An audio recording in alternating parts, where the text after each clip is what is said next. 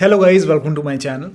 Today in this video I'm going to show you how to install or reinstall Microsoft Office 365 or any Office which you have purchased from Microsoft account on your Mac computer.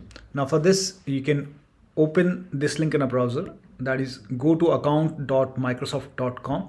The link is provided in the video description.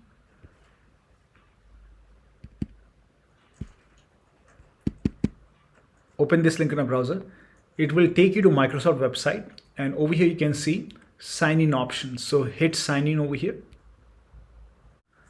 Now over here you enter the right email and password, your Microsoft email and password, which was used to activate Office or which was used to purchase. So whichever account has the Office, you can use that account to log in over here.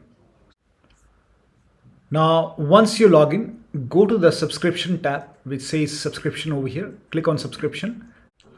Now, once you click on subscription, you should be able to see your Office 365 or Office. And over here, you will see install desktop version of Office. So click on it, and then you will see this pop-up. And here you can see download and install for Mac, and you can hit install over here.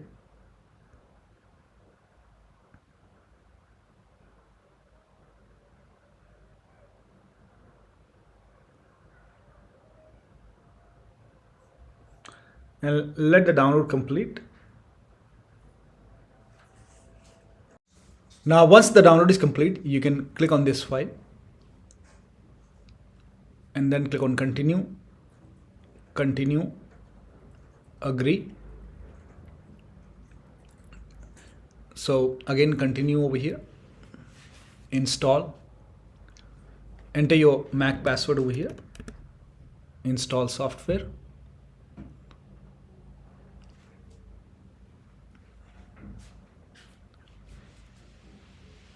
And let the process complete.